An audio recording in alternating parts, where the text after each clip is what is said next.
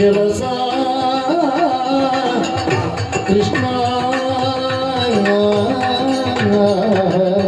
ಕೃಷ್ಣ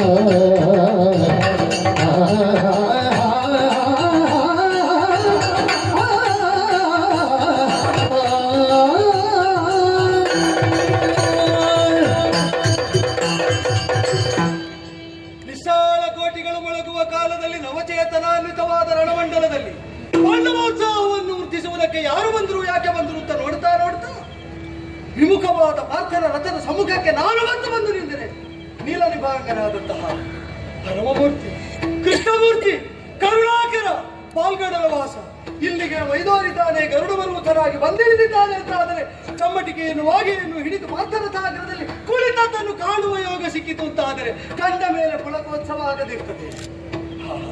ಮುನಿಮನೀಷಿಗಳಾದವರು ಮನುಮುನಿಗಳಾದವರು ಸಹಸ್ರ ಸಹಸ್ರ ವರ್ಷಗಳ ಪರ್ಯಂತ ತಪಸ್ಸು ಮಾಡಿದರೂ ಸಿಕ್ಕದ ದುರ್ಲಭವಾದ ಇಂತಹ ಈ ಸ್ವರೂಪ ಈ ನಗರದಲ್ಲಿ ಕಾಲೂರುವುದಕ್ಕೆ ಈ ಚಂಪಕಾವತಿ ಯೋಗ್ಯವಾಯಿತು ಅಂತಾದರೆ ತನ್ನಯ ಗಂಡು ತನಕಿದು ಸಾಕು.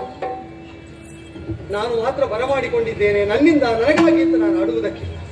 ಈ ಮಣ್ಣನ್ನು ಕೃಷ್ಣ ಕಾಲಿಡುವುದಕ್ಕೆ ಯೋಗ್ಯವಾದಂತಹ ಪವಿತ್ರ ರೇಣುಗಳಿಂದ ತುಂಬುವಂತೆ ಮಾಡಿದಂತಹ ನಮ್ಮ ಅಪ್ಪನ ಕರ್ತೃತ್ವ ಇದರ ಒಂದೊಂದು ರೇಣುವಿನ ಪಾವಿತ್ರ್ಯದಲ್ಲೂ ಉಂಟು. ಅಲ್ಲಿ ಕೃಷ್ಣನನ್ನು ಮಗುವಾಗಿ, ತಂದೆಯಾಗಿ, ತಾಯಿಯಾಗಿ ಸರ್ವ ವಿಧದಿಂದಲೂ ಕಾಣುವಲ್ಲಿ ನನ್ನ ಅಮ್ಮನ ಭಾವ ಶ್ರೀಮಂತಿಕೆಯ ಸಂಸ್ಕಾರವುಂಟು. ಅಲ್ಲ, ಕೃಷ್ಣನನ್ನು ಬಿಟ್ಟು ಬದುಕಲಾಗದ ಅಸಹಾಯಕತೆಯಲ್ಲಿ ಅವನನ್ನೇ ಯಾಚಿಸಿ ಯಾಚಿಸಿ ಬೇಡಿ ಕಾಡಿ ಪಡೆಯುವ ನನ್ನ ತಂಗಿಯಂತವರ ಅಪೇಕ್ಷೆ ಈ ಮಣ್ಣಿನ ಗರ್ಭದೊಳಗುಂಟು. ಅಲ್ಲ, ಕೃಷ್ಣನನ್ನು ಹೊಂದುವುದಕ್ಕಾಗಿ ತನ್ನ ಸರ್ವಸ್ವವನ್ನು ಪರಿತ್ಯಾಗ ಮಾಡಿ ಆದರೂ ನೀಡಾಡಬಲ್ಲಂತಹ ನನ್ನ ಸತಿಯಾದ ಪ್ರಭಾವತಿಯಂತವರ ತ್ಯಾಗಶೀಲತೆ ಉಂಟು. ಅದೆಲ್ಲದಕ್ಕೂ ಒಪ್ಪವಾಗಿ ವಾರಣವಾಗಿ ನನ್ನ ಪರಾಕ್ರಮ ಗಂಡುತನ ಉಂಟು. ಹಾಗೆ ಅಂತ ನಾವು ಒಂದು ಫಲವಾದ ಅಪೇಕ್ಷೆಯಿಂದ ಒಂದು ವೃಕ್ಷವನ್ನು ನೆಟ್ಟು ಬೆಳೆಸಿ ಅದಕ್ಕೆ ನೀರು ಗೊಬ್ಬರಗಳನ್ನು ಹಾಕ್ತೇವೆ. ಅದು ಫಲಿಸಿದ ಮೇಲೆ ಮತ್ತೆ ಮರವನ್ನು ನೆಟ್ಟಗೆ ನಿಲ್ಲಿಸಬೇಕು, ಅದನ್ನು ಊಟಕ್ಕೆ ಇಲ್ಲವಲ್ಲ. ಬಾಳೆಯ ಗಿಡದಂತೆ ಕೊನೆ ಹಾಕಿದ ಮೇಲೆ ಆ ಬಾಳೆಯೇ ತಾನಾಗಿ ಪುಟ ಕಡಿದು ಬೀಳುವಂತೆ ದಿಂಡು ಗಡೆದು ಉರುಳಿದೆ ಅವರ ಪಾದಮೂಲದಲ್ಲಿ.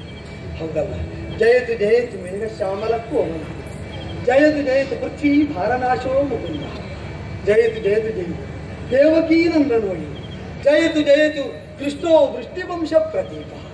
ಹೌದು, ಅವನಿಗೆ ಜಯಕಾರವಾಗಲಿ ಅಂತ ಹೇಳದೆ ಪೃಥ್ವಿ ಭಾರನಾಶಕನಾಗಿ ಅವತರಿಸಿದಂತಹ ಮುಕ್ತಿಪ್ರದಾಯಕನಾದ ಮುಕುಂದನನ್ನು ಈ ನೆಲ ಕಾಣುವಂತಾಗಬೇಕು ಎಂಬುದಕ್ಕೆ ತನ್ನ ಮಕ್ಕಳಂತೆ ಪ್ರತಿಯೊಬ್ಬನಿಗೂ ವೈಷ್ಣವ ದೀಕ್ಷೆಯನ್ನು ಕೊಟ್ಟು ಸಾಕಿ ಸಲಹಿದ ನಮ್ಮ ಅಪ್ಪನ ಸಂಕಲ್ಪ ಸಾಕ್ಷಾತ್ಕಾರವಾದಂತಹ ಈ ಕ್ಷಣದಲ್ಲಿ ಮೇಘಶ್ಯಾಮನಾಗಿ, ಗೀತಕೌಶೇಯವಾಸನಾಗಿ, ಶ್ರೀವತ್ಸಾಂಗನಾಗಿ, ಕೌಸ್ತುಭೋದ್ಭಾಸಿತಾಂಗನಾಗಿ, ಪುಣ್ಯೋಪೇತನಾಗಿ, ಪುಂಡರೀತಾಯತಾಕ್ಷನಾಗಿ ಕೃಷ್ಣ ಜಗದ್ಗುರುವಾಗಿ ಇಲ್ಲಿಗೆ ಬಂದಿದ್ದಾನೆ ಅಂತಾದ್ರೆ ಒಂದೇ ಸರ್ವಲೋಕೈಕನಾಥ ತನ್ನಯ ಗಂಡುತನಕ್ಕೆ ಸಾಕು. ಆದರೆ ಬಂದವನೇ ಪಾರ್ಥರಥಾಗ್ರದಲ್ಲಿ ಕುಳಿತದ್ದರಿಂದ ಅವನಲ್ಲಿ ಒಂದು ಮಾತು ಆಡಬೇಕು. ಗೋವಿಂದ ಶ್ರೀ ಗೋವಿಂದ ಲಾಲಿಸು ಗೋವಿಂದ ಲಾಲಿಸು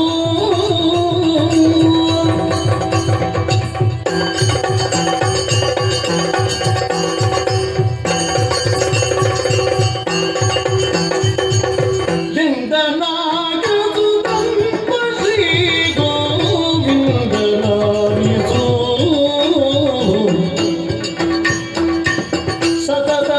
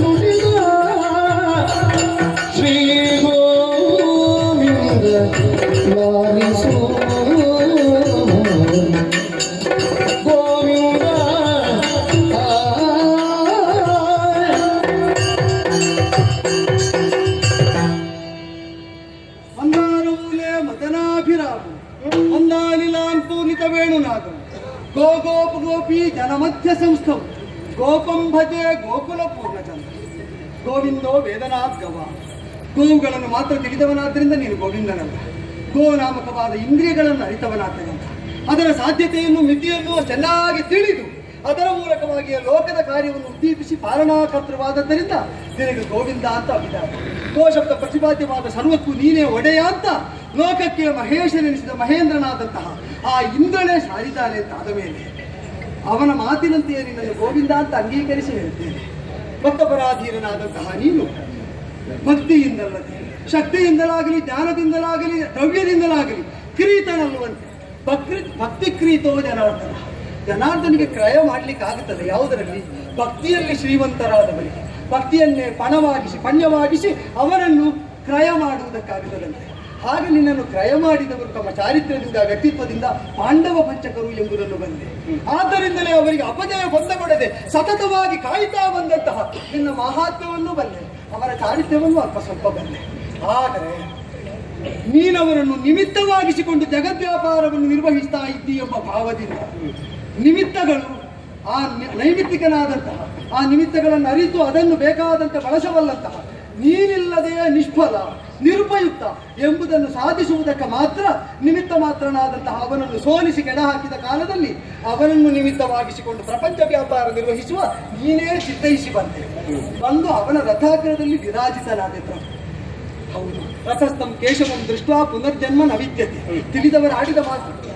ಬದುಕಿನಲ್ಲಿ ಸನಾತನ ಸಾರಥಿಯಾದ ನೀನು ಆಗಿ ಹಿಡಿದು ಕುಳಿತ ರಥವನ್ನು ನೋಡಿದವನಾವರಿದ್ದಾರೋ ಅವರಿಗೆ ಪುನರ್ಜನ್ಮ ಇಲ್ಲ. ಇದನ್ನು ಕಾಣುವುದಕ್ಕೆ ಬೇಕಾದಂತಹ ಸಾಧನೆಯನ್ನು ಮಾಡಿ ನಿನ್ನನ್ನು ಬರಮಾಡಿಕೊಂಡಿದ್ದೇನೆ ಅಂತಾದರೆ ಬದುಕಿಗೆ ಇದಕ್ಕಿಂತ ದೊಡ್ಡ ಪುರುಷಾರ್ಥ ಏನು ಪ್ರಭು? ಪುರುಷೋತ್ತಮನಾದ ಸಚ್ಚಿದಾನಂದ ಸ್ವರೂಪನ ಸಾಕ್ಷಾತ್ಕಾರವಾಗುವುದಕ್ಕಿಂತ ದಿಗಿಲಾದ ಪುರುಷಾರ್ಥ ಇಲ್ಲ ಎಂಬ ಭಾವದಿಂದ ನಾನು ಹೆಮ್ಮೆಯಿಂದ ಅಲ್ಲ ಭಕ್ತಿಯಿಂದ ಮಮತೆಯಿಂದ ವಾತ್ಸಲ್ಯದಿಂದ ನಿನಗಾಗಿ ನೀನು ಯಾವ ವಿಧಾನದಲ್ಲಿ ಭಕ್ತಜನರನ್ನು ಬರೆಯಿದ್ಯೋ ಆ ಎಲ್ಲ ವಿಧಾನದಲ್ಲೂ ನಾನು ಬರೆಯಲ್ಪಡಬೇಕು ಅಂತ ಬಂದರೆ ಅದು ನಿನ್ನ ರಥದಲ್ಲಿ ರಥಿಕನಾಗಿ ನಿಂತವನು ಮುಖ ನೋಡ್ತಾ ಇದ್ದೇನೆ. ಹೇಳಿದ್ದೇನೆ, ನಾವು ಕೊಡುವುದಿದ್ದರೆ ಕಾಣಿಕೆಯಾಗಿ ಬಿಟ್ಟರೆ ವೀರ ವಿಕ್ರಮದ ಶುಲ್ಕವಾಗಿ ಇಲ್ಲಿಂದ ಏನು ಸಿಕ್ಕುವುದಕ್ಕಿಲ್ಲ, ದೊರಕಿಸುವಂತೆ ಮಾಡ್ತೇನೆ ಅಂತ ಅವ ಹೇಳಿದ ಮಾತಿಗೆ ಅನುಗುಣವಾಗಿ ಅವನ ವಿಕ್ರಮದಿಂದಲೇ ನೀನು ಅವನಿಗೆ ಬೇಕಾದ ಶುಲ್ಕವನ್ನು ಕೊಡಿಸುವುದಕ್ಕಾಗಿಯೇ ಸಾರಥಿಯಾಗಿ ರಥದಲ್ಲಿ ವಾಗೆಯನ್ನು ಚಮ್ಮಟಿಕೆಯನ್ನು ಹಿಡಿದದ್ದಾನೆ. ಅವನಿಗೆ ನೀ ಕುಳಿತಾಗಾದ್ರೂ ಆತ್ಮವಿಶ್ವಾಸ ಬರಬೇಕಲ್ಲ. ನನಗೆ ಕಾಣುವುದಿಲ್ಲ ಅವನಿಗೆ ಇನ್ನಾದ್ರೂ ಆತ್ಮವಿಶ್ವಾಸ ಬಂದದ್ದು. ಆತ್ಮವಿಶ್ವಾಸವೇ ಇರುವುದು ಹೌದಾದ್ರೆ ಮಾಡ್ಲಿ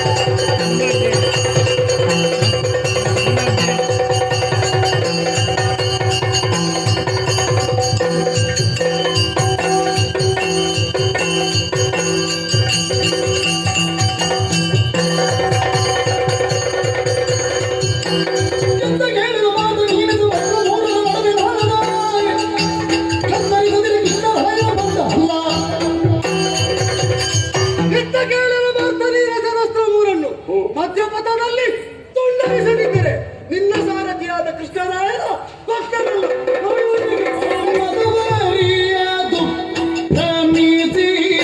ನುಡಿದ ಭಾಷೆಯು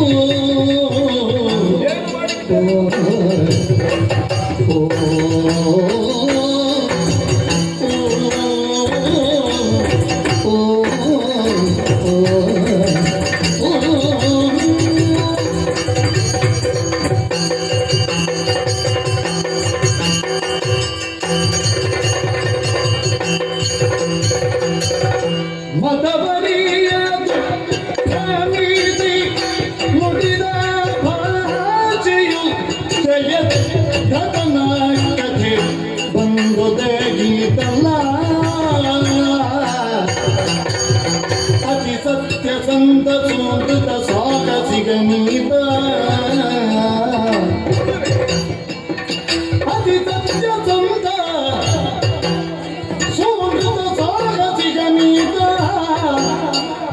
ಮತಿತುಮನ ದಾರಿಗಳ ಬಲ್ಲ ಮತಿತುಮನ ದಾರಿಗಳ ಮತವರಿಯದು ಪ್ರಮಿತಿ ನುಡಿದ ಭಾಷೆಯು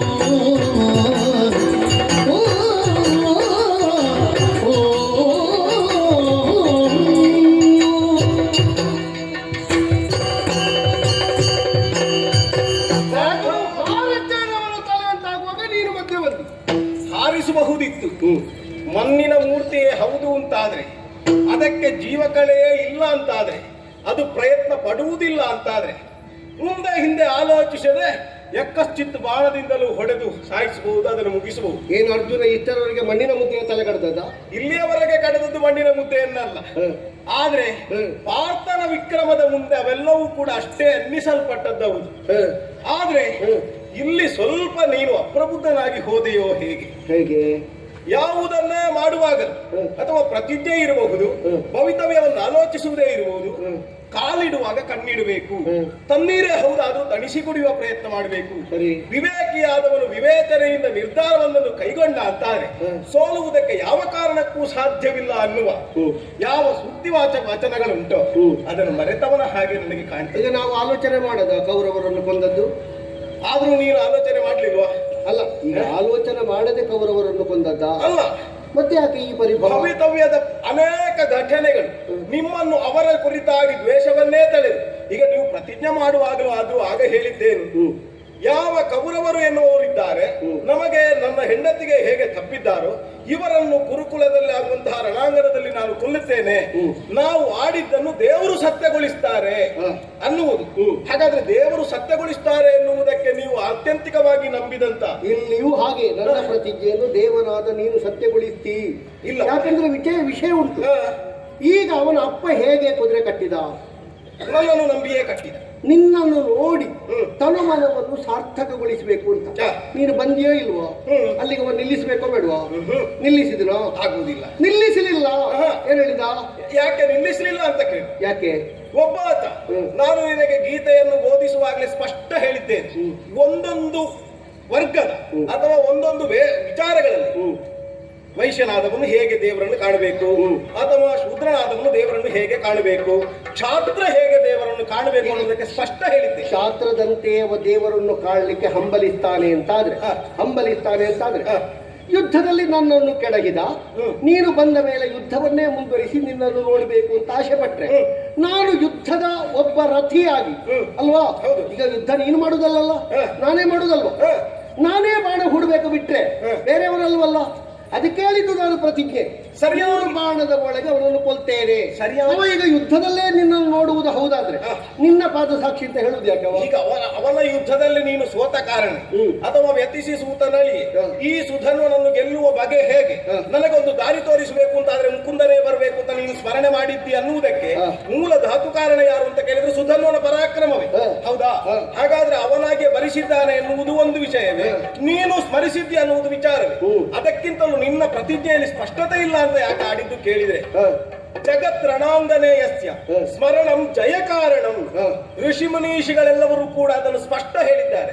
ಜೀವನ ಎನ್ನುವಂತಹ ರಣಾಂಗಣದಲ್ಲಿ ಆದ್ರೂ ಮುಕ್ತಿಯನ್ನು ಹೊಂದುವುದಕ್ಕೋ ಅಥವಾ ಜಯವನ್ನು ಹೊಂದುವುದಕ್ಕೋ ಇರುವುದು ಸ್ಮರಣೆಯೊಂದೇ.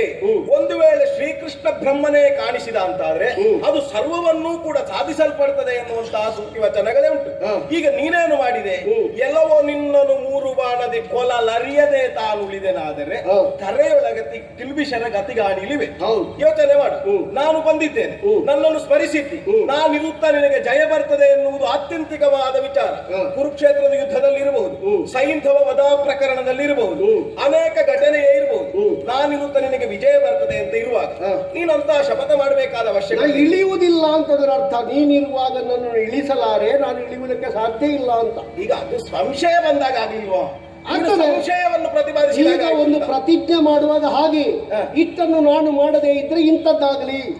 ನಾನು ಕೆಲವು ಸಲ ಪ್ರತಿಜ್ಞೆ ಮಾಡುವಾಗ ಹೇಳಿದುಂಟು, ನಿನ್ನನ್ನು ಕೊಲ್ಲಿಕ್ಕಾಗದೇ ಇದ್ರೆ ಅಗ್ನಿಕುಂಡಕ್ಕೆ ನಾ ಬೀಳ್ತೇನೆ, ಬೀಳುವ ಪ್ರಸಂಗವೇ ಬರುವುದಿಲ್ಲ ಅಂತದರ ಅರ್ಥ. ನಾನು ಆತ್ಯಂತಿಕವಾಗಿ ನಮ್ಮ ಶ್ರದ್ಧೆ, ವಿಶ್ವಾಸ. ನಾನು ನಿನ್ನಿಂದ ನಿರೀಕ್ಷೆ ಮಾಡಿದ್ದು ಏನು ಕೇಳಿ, ಕೃಷ್ಣ ಬಂದಿದ್ದಾನೆ. ಇನ್ನು ಏನೇ ಹೇಳುವುದಿದ್ರು ಸುಧನ್ವ ನಿನ್ನ ತಲೆಯನ್ನು ಕಡಿಯುತ್ತೇನೆ, ಬೇಕಾದ್ರೆ ಅದರ ದೃಢತೆಗೆ ದ್ವಿರುಕ್ತಿಯನ್ನು ಆಡಬಹುದು, ಎರಡೆರಡು ಬಾರಿ ಹೇಳಬಹುದು. ಅದು ದೃಢತೆಯನ್ನು ಮಾಡಬೇಕಾದ್ದೇ.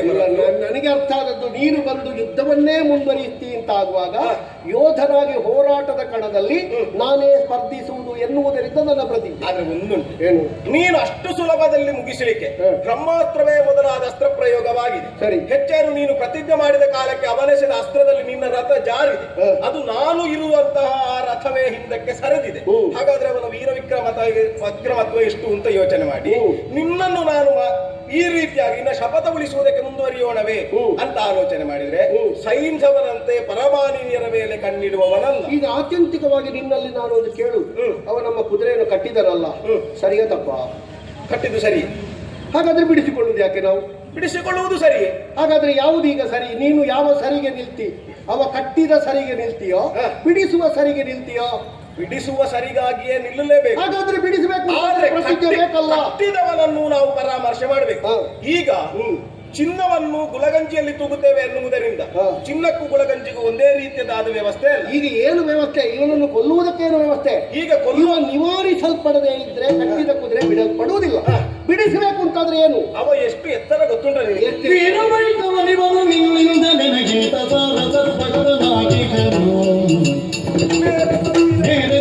ನೀನು ಬಿಡಿಸಿದೆಯ ಗದವಿನ್ನು ಸೈರಿದನದೆಂದು ಕೊಂಡಾನು ಅನ್ಯ ಚಿಂತೆಯ ನುಡಿದು ಎನ್ನ ಬದಿಸುವ ಭಕ್ತರನ್ನು ಬಿಟ್ಟಿರುವುದಾನೆಂದು ನಿನ್ನ ನುಡುಗುವ ಬಿರುದು ಮುನ್ನವೇ ತಾಗಿರುವೆ, ಇನ್ನೇನ ಮಾಡಲ ನಿಂತು. ದಾನದಲ್ಲಿ ಈಶ್ವರ ಭಾವ, ಯುದ್ಧದಲ್ಲಿ ಪಲಾಯನವಾದ ಇಲ್ಲದೆ ಇರುವುದು, ದೇವರನ್ನಾದ್ರೂ ಕಾಣುವುದು ತನ್ನದಾದಂತಹ ವೃತ್ತಿ ಧರ್ಮದಿಂದ ಅಂತ ಇರುವಂತಹ ಅವನು ಪರಮ ವೈಷ್ಣವನಿದ್ದಾನೆ, ನನಗೆ ಅತಿ ಪ್ರಿಯನಾದ ಭಕ್ತನಿದ್ದಾನೆ. ಹೆಚ್ಚು ಕೇಳಿದ್ರೆ ನಿನಗಿಂತಲೂ ಹೆಚ್ಚು ಸಾರ ಸದ್ಭಕ್ತನಿದ್ದಾನೆ. ಯಾಕೆ ಕೇಳಿದ್ರೆ ನಿನ್ನನ್ನು ನಾನು ಕಚ್ಚಿ ಹಿಡಿದಂತಹ ಮಾರ್ಜಾಲ, ಅವನು ನನ್ನನ್ನು ಅಪ್ಪಿ ಹಿಡಿದಂತಹ ಮರ್ಕಟ. ಎರಡರಲ್ಲಿ ಯೋಚನೆ ಮಾಡಿದ್ರೆ ತಾಯಿಯಾದ ನನ್ನ ಹೊಣೆಗಾರಿಕೆಯನ್ನು ನೋಡಿದ್ರೆ ನಿನ್ನನ್ನು ಕಾಯುವ ಹೊಣೆಗಾರಿಕೆ ಹೆಚ್ಚೇ ಹೊರತು ಅವನನ್ನು ಕಾಯುವ ಹೊಣೆಗಾರಿಕೆಯನ್ನು ಅವನಾಗಿಯೇ ನನ್ನ ಮೇಲೆ ಆರೋಪಿಸಿದ್ದಾನೆ.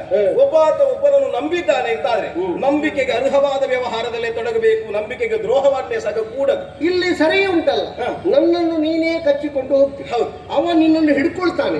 ಹಿಡಿತ ಸಡಿಲಾಗುವುದಿಲ್ಲ.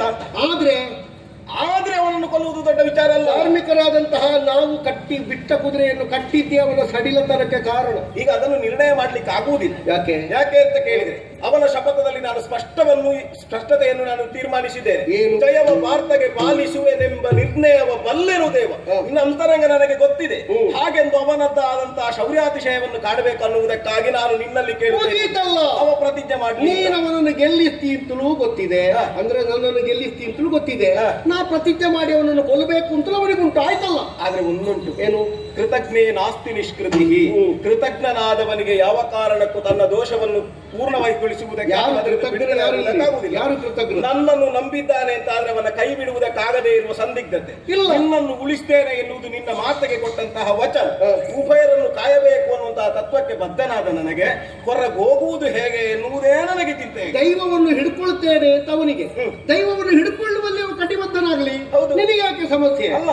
ಈಗ ಎಲ್ಲಿಯಾದ್ರೂ ಅವನನ್ನು ಕೊಲ್ಲುವುದಕ್ಕಾಗದೇ ಇದ್ರೆ ನನ್ನ ಭಾವ ಇಳಿಯುವುದು ಗಿಲ್ಬಿಷನ ಗತಿಗೆ. ಅದೆಲ್ಲ ಭಾವ, ಅವ ದೈವವನ್ನು ಹಿಡ್ಕೊಳ್ಳುವುದಕ್ಕೆ ಹೇಗೆ ಸರ್ವವ್ಯಾಪ್ತನಾಗ್ತಾನೆ, ಪರ್ಯಾಪ್ತನಾಗ್ತಾನೆ ನೋಡುವ. ಹೌದು, ಆದ್ರೆ ಒಂದುಂಟು, ಈಗ ನಿನ್ನ ಅವನ್ನು ಕೊಲ್ಲದೆ ಬಿಡ್ಲಿಕ್ಕೆ ಆಗುದಿಲ್ಲ ಅನ್ನೋದಕ್ಕೆ ನಿನ್ನ ಶಪಥ. ನನಗೆ ಅವ್ರು ಸಾಯ್ಬೇಕು ಅಂತ ಏನೂ ಇಲ್ಲ, ಮತ್ತೆ ನಮ್ಮ ಕುದುರೆ ಸಿಕ್ಕಬೇಕು, ಶರಣಾಗತನಾಗಬೇಕು. ಈಗ ನಿನ್ನನ್ನು ಕೊಲ್ಲದೆ ಉಳಿದನಾದರೆ ನಾನು ಗಿಲ್ಬಿಷನ ಗತಿಗಿಲಿವೆನ್ನುವುದಕ್ಕೆ ಅದು ಆ ಶಪಥವೇ ಹಾಗೆ. ಇಲ್ಲಿಂದ ಕುದುರೆಯನ್ನು ಕೊಂಡು ಹೋಗುವ ನಿಟ್ಟಿನಲ್ಲಿ ಅವ ಕಟ್ಟಿದವ ಬಿಟ್ರೆ ಎಲ್ಲ ಮುಗಿಯಿತು. ಈಗ ಕೊಲ್ಲುವುದು ಅನ್ನುವುದಕ್ಕೆ ಯಾವುದು ಅರ್ಥ? ಸಾಯುವಂತೆ ಅವ ಪರಿಣಾಮವನ್ನು ತಮ್ಮ ಸೋಲನ್ನು ಒಪ್ಪಿಕೊಂಡಲ್ಲಿಗೆ ಕ್ಷತ್ರಿಯನವನಿಗೆ ಯುದ್ಧಾಂಗಣದಲ್ಲಿ ಸಾವಿಗೆ ಸಮಾನ ಸೋಲು ಕೂಡ. ಸಾವಿಗೆ ಅಸ್ತಿತ್ವ ಇಲ್ಲ ಅಂತ ಮಾಡ್ಲಿಕ್ಕೆ ಆಗ್ತದ? ಒಪ್ಪಿಕೊಳ್ಳಿ. ಈಗ ಸೋಲು ಒಪ್ಲಿಕ್ಕೆ ಆಗುವುದಿಲ್ಲ ಅನ್ನುವುದಕ್ಕೆ ಅವನು ಸೋಲಿಸಬೇಕು ಅನ್ನುವುದು ದೇವರು ಪ್ರತಿಜ್ಞೆ ಉಂಟಲ್ಲ. ನೀನು ಸಹಕರಿಸಿದ್ರೆ ಸಾಕು, ನಿನಗಿಂತ ಅತೀತ ಏನೂ ಅಲ್ಲ. ಈಗ ಬಿಡ್ಲಿಕ್ಕೆ ಆಗುವುದಿಲ್ಲ ಅನ್ನುವುದು ನನ್ನ ಚಿಂತೆ. ಸ್ವಾರ್ಥದಲ್ಲಿ ಏನೋ ಕಾಣ್ತದೆ ನನಗಷ್ಟೇ. ಹೌದೌದು, ಈಗ ನಾನೇನು ಮಾಡಬೇಕು ಅಂತ ನಾನು ಚಿತ್ತದು ಮಡಿಕೆಯ ನಿಜ ತೊಲವಾಯ ಅಳಿಬುದು ತಾಯನು ಜಗದೊಳಗುಳಿಬುವು ಕೀರ್ತಿಗಳು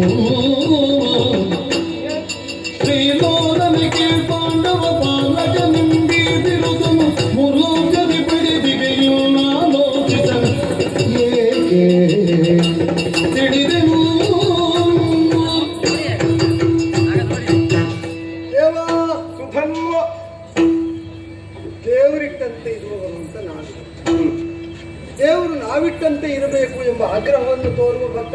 ಕೇಳ್ತಾ ಇದ್ದೆ. ಹಾ. ನಿನ್ನ ಚಿತ್ತದ ಉಮ್ಮಳಿಕೆ ಏನು ಇದರಿಂದ ಹುಟ್ಟಿತು ಎಂಬುದನ್ನು ನಾನು ಅರಿತೆ. ನಿಮಿತ್ತ ಮಾತ್ರನಾಗುವಂತ ನೀನು ಯಾರಿಗೆ ಹೇಳಿದ್ದೀಯ? ನಿನ್ನ ನಿಮಿತ್ತ ಈಡೇರಿದ ಕಾಲದಲ್ಲಿ ಆ ಬಳಿಕ ಅವನೇನೂ ಆಗುವುದಕ್ಕಿಲ್ಲ ಎಂಬುದನ್ನು ನೀನು ಗುರುಧಾರಣಿಯ ಯುದ್ಧಾವಸಾನದಲ್ಲೂ ತೋರಿಕೊಂಡೆ. ಅಗ್ನಿ ದಹಿಸಿದಂತಹ ಖಾಂಡವವನೇ ಏನು ಆ ಪ್ರಕರಣದಲ್ಲಿ ಲಭ್ಯವಾದ ದಗ್ಧವಾಗಿ ಹೋದಾಗ ಅದು ಯಾವುದರಿಂದ ಅಂದರೆ ಯಾರ್ಯಾರದ್ದೋ ಮಾರ್ಗಣಗಳು ತಾಗಿ ಗುರುಧಾರಿಣಿಯ ದುರದಲ್ಲಿ ಪೂರ್ವದಲ್ಲೇ ದಗ್ಧವಾದಂತಹ ಒಂದು ರಥ. ಈಗ ಮಹಾರಥಿತ್ವ ಅಂದ್ರೆ ಎಂಥದ್ದು? ತನ್ನನ್ನು, ತನ್ನ ಸಾರಥಿಯನ್ನು, ತನ್ನ ರಥವನ್ನು, ತನ್ನ ಕೇತನವನ್ನು, ನಿರ್ದಿಷ್ಟ ಸಂಖ್ಯೆಯ ಚತುರಂಗ ಬಲವನ್ನು ರಕ್ಷಿಸ್ತಾ ಹೋರಾಟ ಮಾಡಬಲ್ಲವನು ಮಹಾರಥಿ. ಈಗ ಯುದ್ಧಾವಸಾನದಲ್ಲಿ ದಗ್ಧವಾದಂತಹ ರಥ ಏನನ್ನು ಸಾರ್ತದೆ? ಇದು ಯಾವತ್ತೇ ದಗ್ಧವಾಗಿತ್ತು. ಪಾರ್ಥನ ರಥ ದಗ್ಧವಾದದ್ದು ಯಾವತ್ತು? ಕೃಷ್ಣನಿದ್ದದ್ದರಿಂದ. ಎಲ್ಲ ರಥದಲ್ಲಿ ಸಾರಥಿ ಯಾವಾಗ ಬರುವುದು? ಯಾರು ಏರಿದ ಮೇಲೆ ಸಾರಥಿ ಏರುವುದು, ಯಾರು ಸಾರಥಿ ಇಳಿದ ಮೇಲೆ ರಥಿಕ ಇಳಿಯುವುದು. ಇಲ್ಲಿ ನಿಮ್ಮ ರಥದಲ್ಲಿ ಹಾಗಲ್ಲವಾಗಿತ್ತು. ರಥಿಕ ಇಳಿದ ಮೇಲೆ ಸಾರಥಿ ಇಳಿಯುವುದು. ಅದು ಯಾಕೆ ಅಂತ ಗೊತ್ತಾದದ್ದು ಕೊನೆಯ ದಿವಸ 18ನೇ ದಿವಸದ ಯುದ್ಧ ಕಳೆದು ನೀನು ಎದ್ದ ಅಕ್ಷರದಲ್ಲಿ ಅದು ದಗ್ಧವಾದದ್ದರಿಂದ. ಅಂದರೆ ನಿಮಿತ್ತ ಮಾತ್ರನಾದ ಪಾರ್ಥನ ಪ್ರತಾಪ ಊರ್ಜಿತವಾಗಿದ್ದದ್ದು ನಿನ್ನ ಉಪಸ್ಥಿತಿಯಿಂದ ಅಂತ ನನಗೆ ಚೆನ್ನಾಗಿ ಗೊತ್ತು. ಸರಿ, ನೀವು ಅವರನ್ನು ರಕ್ಷಿಸ್ತೀರಿ ಎಂಬುದಕ್ಕೆ ಅದೇ ನನಗೆ ಆಕ್ಷೇಪ ಅಲ್ಲ. ನಿನ್ನನ್ನು ಬಿಟ್ಟು ಪಾಂಡವರ ಗೆಲುವಿಲ್ಲ ಮಾತ್ರ ಅಲ್ಲ, ನಿನ್ನನ್ನು ಬಿಟ್ಟರೆ ಯಾವ ಜೀವರಿಗೂ ಗೆಲುವಿಲ್ಲ. ಈ ಅಚಲವಾದ ಶ್ರದ್ಧೆಯಲ್ಲಿ ನಿನ್ನನ್ನು ಬಿಟ್ಟಾದರೂ ಗೆಲ್ಲುವುದಕ್ಕೆ ಹೋರುವುದಕ್ಕೆ ಬಂದವರನ್ನು ಸೋಲಿಸಿ ನೀನಿಲ್ಲದ ಗೆಲುವಿಲ್ಲ ಬದುಕಿನಲ್ಲಿ, ಭಗವಂತನ ಅಸ್ತಿತ್ವ ಇಲ್ಲದೆ ಜೀವನ ಅಸ್ತಿತ್ವಕ್ಕೆ ಅರ್ಥ ಇಲ್ಲ ಎಂಬುದನ್ನು ತೋರಿಕೊಡುವುದಕ್ಕೆ ನಡೆಸಿದ ಕಾದಾಟ ಬಿಟ್ರೆ ಪಾಂಡವ ಪಾಲಕನೆಂಬ ನಿನ್ನ ಬಿರುದನ್ನು ಹುಸಿ ಮಾಡುವುದಕ್ಕೆ ನಾನು ಹೆಸರವನು. ನೀನು ಸಂಕಲ್ಪಿಸಿದರೆ ನಿನ್ನ ಕಾರ್ಯ ಸಾಧನೆ ಆಗುವಲ್ಲೇ ತನಕ ಅವರನ್ನು ಮೆರೆಸು, ನನಗೆ ಆಕ್ಷೇಪ ಇಲ್ಲ. ಆದರೆ ನನ್ನ ಅಪ್ಪನ ಸಂಕಲ್ಪದಂತೆ ನಾವು ತೊಡಗಿದಲ್ಲಿ ನಮ್ಮ ಸಂಕಲ್ಪ ಒಂದೇ ಇರು, ಭಗವಂತನನ್ನು ಕಾಣುವ ದುರವನ್ನು ತೊಡಗುವುದು ಮಾತ್ರ ಜೀವನ, ಆ ಯುದ್ಧವನ್ನು ಮುಗಿಸುವುದು ದೇವರು. ಈಗ ಸಾಂದರ್ಭಿಕವಾಗಿ ಬಂದ ಪ್ರಶ್ನೆ ನನಗೂ ಕೇಳಿದ್ದಲ್ಲ, ಆ ಕಾರಣದಿಂದಲೇ ಹೇಳಿ ಯುದ್ಧ ತಡೆಗುವ ಕರ್ತೃತ್ವ ಜೀವರಿಗಾದರೆ ಯುದ್ಧಾವಸಾನದ ಕರ್ತೃತ್ವ ದೇವರಿಗೆ. ನೀ ನಿಲ್ಲಿಸದೆ ಮುಗಿಯುವ ಯುದ್ಧ ಅಲ್ಲ, ಈ ಸುಧನ್ವನ ಬದುಕೆಂಬ ದುರ ಇಲ್ಲಿಗ ಮುಕ್ತಾಯ ಅಂತ ನೀ ಸಂಕಲ್ಪಿಸಿದ್ರು ನನಗೆ ಆಕ್ಷೇಪ ಇಲ್ಲ. ನಾನು ಯಾಚಿಸುವುದೊಂದೇ ಕಾಮೋಪಭೋಗಗಳನ್ನು, ಪ್ರಪಂಚ ಪರ್ಯಟನೆಯನ್ನು, ಯಾವುದನ್ನೂ ಅಲ್ಲ. ಈ ಪ್ರಪಂಚದ ಅಸ್ತಿತ್ವದಲ್ಲಿ ಇರಬೇಕು ಅಂತಲೂ ಅಲ್ಲ. ಜಗನ್ನಾಥ ಸ್ವಾಮಿಯಾದ ನೀನು ನನಗೆ ನಯನ ಪಥಗಾಮಿಯಾಗಿರ್ಬೇಕು. ಸಾಲೋಕ್ಯ ಭಗವಂತನನ್ನು ಯಾವತ್ತಾದರೂ ಕಾಣಬಹುದಾದದ್ದು. ಯಾಕೆ ಅಂದ್ರೆ ಪಾರ್ಥನ ಸಾಧ್ಯತೆಯನ್ನು ಅರಿತದ್ದರ ಜೊತೆಯಲ್ಲಿ ಪಾರ್ಥನ ಮಿತಿಯನ್ನು ನಾನು ಅರಿತಿದ್ದೇನೆ. ಪಾರ್ಥನಿಗೆ ಕೃಷ್ಣ ಕಾಣದ ವೇಳೆಯಲ್ಲಿ ಹುಲ್ಲುಗಡ್ಡಿ ಅಲ್ಲಾಡಿಸುವುದಕ್ಕಾಗುವುದಿಲ್ಲ. ಪಾರ್ಥನಿಗೇನು ನರ ಪ್ರಪಂಚಕ್ಕೆ ಆಗುವುದಿಲ್ಲ. ನೀನಿಲ್ಲದಾಗ ಹುಲ್ಲುಗಡ್ಡಿ ಅಲ್ಲಾಡುವುದಿಲ್ಲ. ಹಾಗಾದ್ರೆ ನಾವು ಶಾಶ್ವತವಾಗಬೇಕು ಅಂತಾದ್ರೆ ನಿನ್ನನ್ನು ನೋಡ್ತಾ ನಿನ್ನನ್ನು ಕಳೆದುಕೊಳ್ಳದೆ ಇರಬೇಕು. ಆದ್ದರಿಂದ ನನಗೆ ನಿನ್ನ ಸಾಲೋಕ್ಯ ಸಿಗುತ್ತ, ಅವನಿಗೆ ಏನನ್ನು ಹೊಂದಿಸಿದ್ರು ನನಗೆ ಆಕ್ಷೇಪ ಇಲ್ಲ. ದೇವರೇ ನನ್ನದೊಂದು ಕೈ. ಸುಧನ್ವ, ಅನೇಕ ಬಗೆಯ ಭಕ್ತರನ್ನು ನಾನು ವಿಂಗಡಿಸಿದ್ದೇನೆ. ಆರ್ತಿ, ಅರ್ಥಾರ್ಥಿ, ಜ್ಞಾನಿ, ಜಿಜ್ಞಾಸುವೆ ಮೊದಲಾದವರನ್ನು ಹೇಳುವಾಗಲೂ ಜ್ಞಾನಿ ಭಕ್ತನೇ ನನಗೆ ಪ್ರಿಯನಾದವನು ಅಂತ ಹೇಳಿದ್ದೇನೆ. ನಾನು ಮೂರಮಾಥನೆನ್ನುವಂತಹ ಜ್ಞಾನ ನಿನ್ನಲ್ಲಿ ಉಂಟು ಅಂತ ತಿಳಿದ ಬಳಿಕ, ನಿನಗೆ ಯಾವುದು ಹೊಂದಬೇಕು ಅಂತ ತಿಳಿದ ಬಳಿಕ ಇನ್ನು ಆಲೋಚಿಸುವುದಕ್ಕೇ ಇಲ್ಲ. ಹಾಗಾದ್ರೆ ನಿನಗೆ ಸಂದೇಹ ಇಲ್ಲವಲ್ಲ?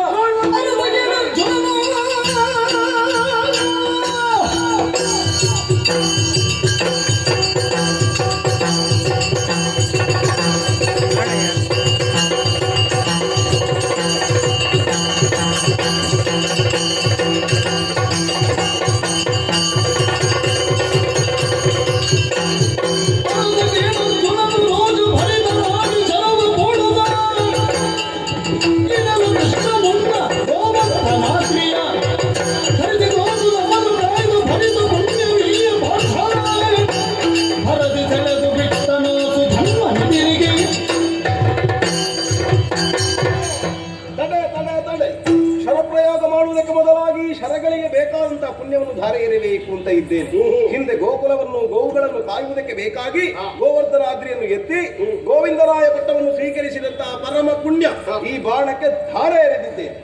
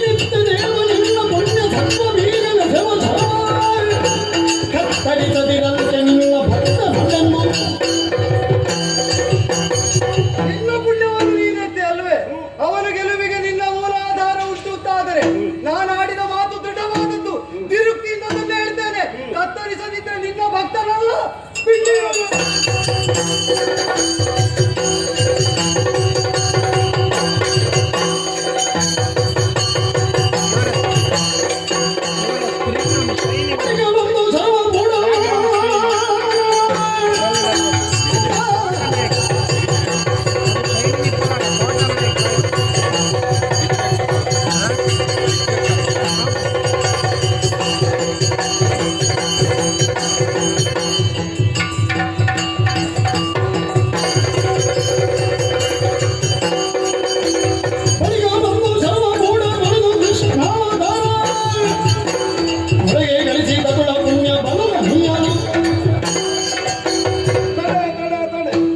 ಗೋವರ್ಧನಾದ್ರಿಯನ್ನು ಎತ್ತಿದ ಪುಣ್ಯ ಕೊಟ್ಟಲ್ಲಿಗೆ ಮುಗಿಯುವುದಿಲ್ಲ. ಕೃಷ್ಣನಾಗಿ ಪೂರ್ಣಾವತಾರಿಯಾಗಿ ಜಗತ್ತನ್ನು ಪೊರೆದಂತಹ ಸಕಲ ಪುಣ್ಯವನ್ನು ಧಾರೆ ಎರೆದು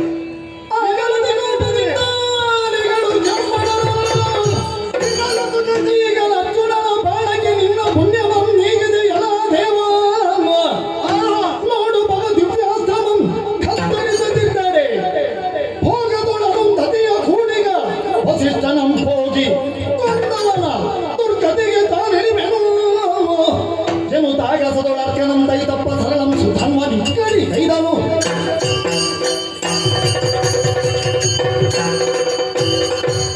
ಇದನ್ನು ನೀನು ಕೊಟ್ಟ ಪುಣ್ಯ ಸಮಗ್ರ ಕೃಷ್ಣಾವತಾರದ್ದು ಗೊತ್ತು.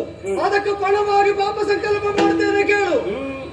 ವಸಿಷ್ಠರು ಪ್ರತಿಯೊಂದು ದಿವ್ಯ ದಂಪತಿಗಳು ಅಂತ ಪ್ರಕೀರ್ತಿತರಾಗಿ ವಿಶ್ವಮಾನ್ಯರೆನಿಸಿದವರು. ಅವರು ದಿವ್ಯ ಭೋಗ ಏಕಾಂತದಲ್ಲಿರುವಾಗ ಯಾರಾದ್ರೂ ಪಾತಕಿಯೊಬ್ಬ ಹೋಗಿ ಆ ವಸಿಷ್ಠರ ತಲೆಯನ್ನು ಕಡಿದರೆ ಯಾವ ಪಾತಕವ ಬರಲಿ ನನಗೆ ಅದು.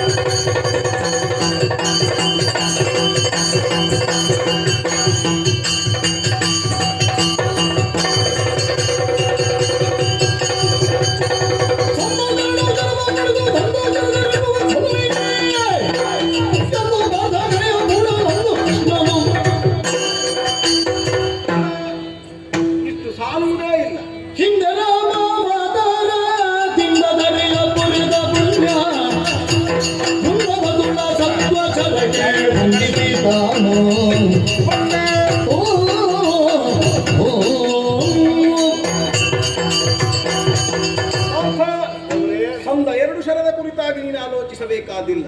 ಉಳಿದೊಂದು ಶರವು ನಿನಗೆ ಅತ್ಯಂತ ಸತ್ವವನ್ನೇ ಒದಗಿಸಿಕೊಡುವಂತಹದ್ದು ಅಂತ ನೀನು ಯೋಚನೆ ಮಾಡು. ಆ ಕಾರಣದಿಂದ ಹಿಂದೆ ರಾಮಾವತಾರವನ್ನು ಹೊಂದಿ ಆದರ್ಶ ಮಗನಾಗಿ, ಆದರ್ಶ ಪತಿಯಾಗಿ, ಆದರ್ಶ ಬಂಧುವಾಗಿ, ಆದರ್ಶ ಶತ್ರುವಾಗಿ, ಆದರ್ಶ ರಾಜನಾಗಿ, ಆದರ್ಶ ಪುರುಷನಾಗಿ ಬದುಕಿದವನು. ಅಂತಹ ರಾಮಾವತಾರದ ಪೂರ್ಣ ಪುಣ್ಯ ಬಲವನ್ನು ಈ ಬಾಣಕ್ಕೆ ಧಾರೆ ಎರೆದುಕೊಟ್ಟವನಿದ್ದೇನೆ. ಸಾಲುವುದಿಲ್ಲ. ಅನಕ ತ್ರೈಮೂರ್ತಿಗಳಾದ ಸಾಹಸ ನಿನ್ನಲ್ಲಿ ಇರಬೇಕು ಅಂತಾದ್ರೆ ಬಾಣದ ಮೂಲದಲ್ಲಿ ಬ್ರಹ್ಮನನ್ನು, ಮಧ್ಯದಲ್ಲಿ ಸತ್ವಗುಣಭರಿತನಾದ ನಾನು, ತುದಿಯಲ್ಲಿ ಹರನನ್ನು ನಾನು ನಿಕ್ಷೇಪಿಸಿದ್ದೇನೆ. ಎತ್ತುವುದಕ್ಕೆ ನನಗೆ ದೈಹಿಕವಾದ ಸಾಮರ್ಥ್ಯ ಸಾಕಾಗ್ತಾ ಇದೆ. ಇದೋ ನಿನ್ನ ಮೈದಳವಿದ್ದೆ, ಇದೋ ಪ್ರಯೋಗಿಸ್ತೇನೆ. ದೇವರೇ, ಖಂಡವಿಲ್ಲದ ಪುಣ್ಯವನ್ನು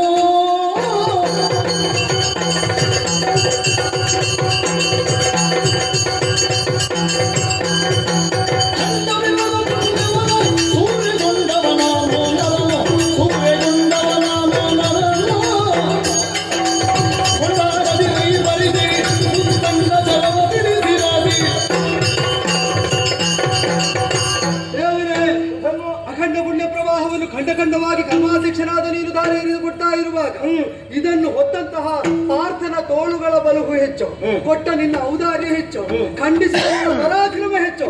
ಇದರ ಮೂಲೋದ್ದೇಶ ಏನು ಅಂತ ಗೊತ್ತಿಲ್ಲದೆ ಮಾಡ್ತಾ ಇರುವುದು ಯಾಕೆ ಅಂತ ಗೊತ್ತಿಲ್ಲದೆ ಪ್ರತಿಕ್ರಿಯಿಸಿ ಒಟ್ಟು ಏರುಪೇರಾಗಬಾರದು ಎಂಬ ಕಾಳಜಿ ತಪ್ಪ ಕೂಡ ಲೋಕಗುರುವಾದ ನಿನ್ನಲ್ಲಿ ಕೇಳ್ತಾ ಇದ್ದೇನೆ. ಇದು ನಿಜವಾಗಿ ಯಾವುದಕ್ಕೆ ಸ್ವಾಮಿ ಈ ಪುಣ್ಯ ಪ್ರಮಾಣ? ಜೀವನಗಳಿಗೆ ಇಲ್ಲದಂತಹ ಸ್ವಾತಂತ್ರ್ಯ ಕರ್ಮಾಧ್ಯಕ್ಷನಾದ ನನ್ನಲ್ಲಿ ಮುಂದೆ ಉಂಟು. ನನಗೆ ಆಗುವಂತಹ ನಾ ಮಾಡಿದಂತಹ ಕರ್ಮದಲ್ಲಿ ಒದಗಿದ ಪುಣ್ಯವನ್ನು ಪಾಪವನ್ನು ಜಗತ್ತಿಗೆ ಕೊಡುವಂತಹ ಶಕ್ತನು ನಾನಿದ್ದೇನೆ. ಹಾಗೆಂದು ಆಕಾಶದಿಂದ ಬಿದ್ದಂತಹ ನೀರಿನ ಹನಿಯೊಂದು ಬೆಟ್ಟದ ಬುಡದಲ್ಲಿ ಬಿದ್ದು ಆ ಮೂಲಕವಾಗಿ ನದಿಯಾಗಿ, ನದವಾಗಿ, ಹಳ್ಳವಾಗಿ, ತೆರೆಯಾಗಿ ಸಮುದ್ರವನ್ನು ಸೇರುವ ಹಾಗೆ ಪುಣ್ಯ ಪ್ರವಾಹ ಮತ್ತೆ ನನ್ನನ್ನೇ ಬಂದು ಸೇರಲ್ಪಡುತ್ತದೆ.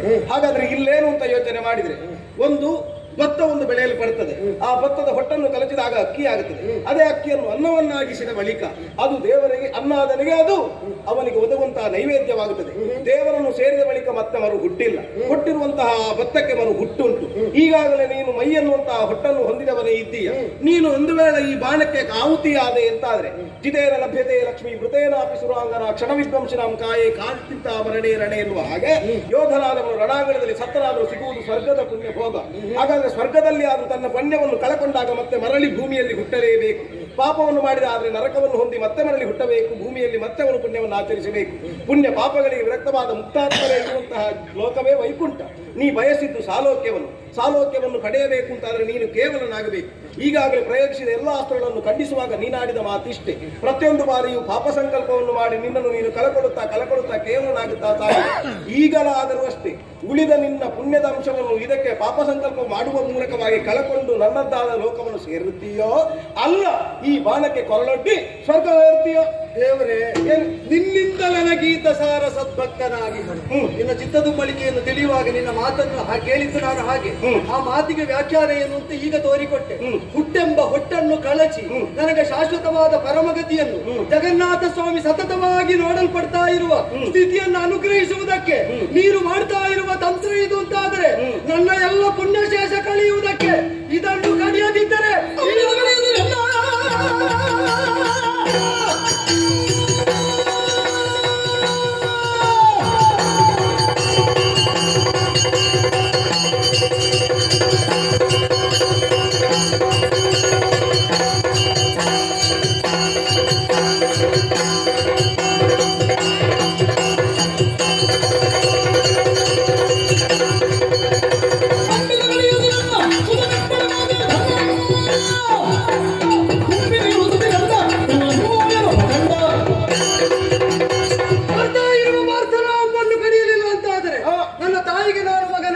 ನನ್ನ ತಂದೆಗೆ ನಾ ಪುತ್ರನಲ್ಲ, ನನ್ನ ಸತಿಗೆ ನಾನು ಭರ್ತೃವಲ್ಲ, ನನ್ನ ಸೋದರಿಗೆ ನಾ ಸೋದರನಲ್ಲ, ಚಂಪಕಾಮತಿಗೆ ನಾನು ಪ್ರಜೆಯಲ್ಲ.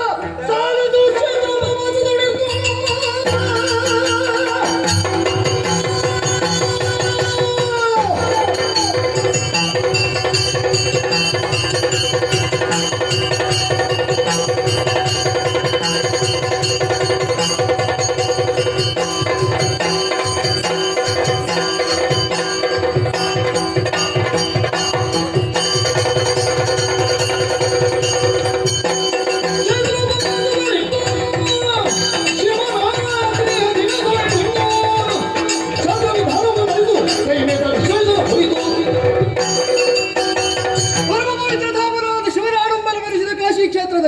ಶಿವರಾತ್ರಿಯ ದಿನದಂದು ಕ್ಷೇತ್ರೋಪವಾಸದಲ್ಲಿದ್ದ ಶಿವಭಕ್ತರೊಬ್ಬ ಗಂಗಾ ಸ್ನಾನ ಮಾಡಿ ತ್ರಿದಳಗಳಿತ ಪಂಚಾಕ್ಷರಿ ಪುರಸ್ಸರವಾಗಿ ಆ ವಿಶ್ವತೋಮುಖನಾದ ಶಂಕರನನ್ನು ಅರ್ಚಿಸ್ತಾ ಇರುವಾಗ ಪಾಖಂಡಿಯೊಬ್ಬ ಬಂದು ಆ ಶಿವಭಕ್ತನ ತಲೆಗೆ ಎಡೆಗಾಲಿಡಿದ.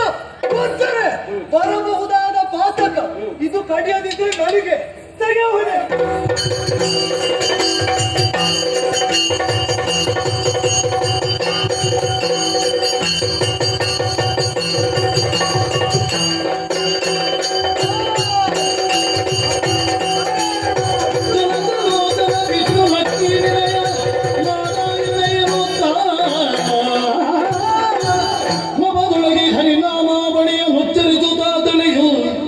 ಒಡೆವರಾಗಿ ಎಂದುವಿನ ಕಾಂತಿಯು ಇಳಿದು ದಿಲೆಗಚ್ಚುತನ ಶ್ರೀಪದ ನಡಿನ ದೆಡೆಯಲ್ಲಿ ಬಿದ್ದುದೆಲೆ ಜನಮೇ ಜಯ ಕ್ಷಿತಿಪಾಯ.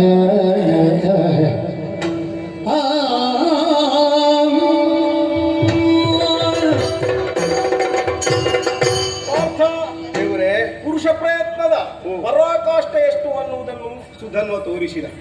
ದೈವಭಕ್ತಿಯ ಮೂಲಕವಾಗಿ ದೈವವನ್ನು ಸಾಕಾರ ಒದಗಿಸಿದರೆ ಏನು ಅನ್ನುವುದಕ್ಕೆ ಪಾರ್ಥನಾದ ನೀನು ಅಸ್ತ್ರ ಪ್ರಯೋಗದಲ್ಲಿ ತೋರಿಸಿದೆ. ಪ್ರತಿಜ್ಞೆಯ ಪೂರ್ಣದಂತೆ ನಾ ಬಾಣ ಬಿಟ್ಟದಲ್ಲೇ ಅವ ಸತ್ತಿದ್ದಾನೆ. ಹೌದು, ಅವ ತುಂಡರಿಸಿದ್ರು ಶಿವಶಕ್ತಿ ಅವನ ಕೊರಳನ್ನು ತರೆಯಿತು. ಹೌದು, ಸುಧನ್ವನಿಗೆ ಮೋಕ್ಷ ಆಗಿದೆ. ಖಂಡಿತವಾಗಿ ಬಿದ್ದ ಶಿರವನ್ನು ಎತ್ತಿದಾಗ ಅದರಲ್ಲಿದ್ದಂತಹ ದಿವ್ಯ ತೇಜ ನನ್ನನ್ನು ಸೇರಿದೆ. ಅದೇ ರುಂಡವನ್ನು ಮೇಲೆ ಎಸೆದಾಗ ಹರಣ ರುಂಡಮಾಲೆಯಲ್ಲಿ ಅದು ಐಕ್ಯವಾಗಿದೆ. ಹಾಗಾದ್ರೆ ನನ್ನ ಭಕ್ತನಿಗಾದ್ರೂ ಶಿವನ ನಿಲಯದಲ್ಲಿ ಸ್ಥಾನ ಉಂಟು ಅನ್ನುವುದು ಗೊತ್ತಾಗಿದೆ. ಅವನ ಮಾತು ಈಡೇರಿದೆ, ನನ್ನ ಮಾತು ಈಡೇರಿದೆ. ಮೂರನೇ ಬಾಣದಲ್ಲಿ ಅವ ಸತ್ತಿದ್ದಾನೆ, ಮೂರನೇ ಬಾಣವನ್ನು ಅವ ತುಂಡರಿಸಿದ್ದಾನೆ. ಹಾಗಾದ್ರೆ ಉಭಯರೂ ಸತ್ವಗುಣ ಎನ್ನುತ್ತಾರೆ ಎನ್ನುವುದು ಲೋಕಕ್ಕೂ ತಿಳಿದಂತಹ ವಿಚಾರ. ಸರಿ, ಅರ್ಜುನನಾಗಿ ನೀನು ಮಾಡಿದ ಇಷ್ಟ ಆದ್ರೆ ಇನ್ನು ಮುಂದಕ್ಕೂ ಕೆಲವು ಕೆಲಸ ನೋಡೋಣ.